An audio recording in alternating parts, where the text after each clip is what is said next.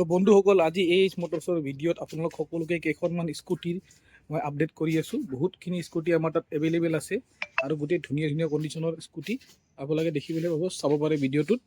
বহুতখিনি স্কুটি আছে। প্ৰথম এইখনৰ পৰা আৰম্ভ কৰিছোঁ।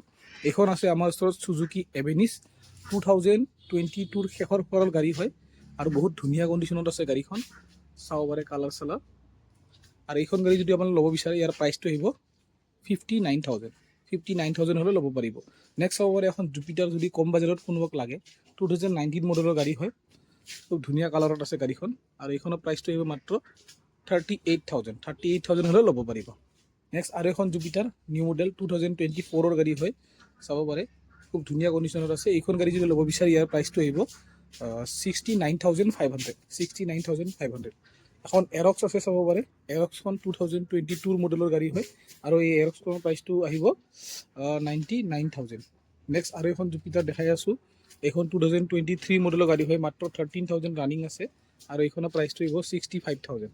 নেক্সট চাব পাৰে এখন এণ্ট্ৰক 125 2025ৰ মডেল, জুলাই মাহৰ গাড়ী, মাত্ৰ 4,800 চলিছে আৰু এইখন গাড়ীৰ প্ৰাইচটো আহিব 80,000 আহিব, 80,000 টকা। নেক্সট আৰু এখন আছে এণ্ট্ৰক, চাব পাৰে এইখনো আপোনাৰ 2025ৰ মডেল আৰু এইখন গাড়ীৰ প্ৰাইচটো আহিব 79,000। এইখনো 79,000 আহিব, দুখনে 79,000 আহিব।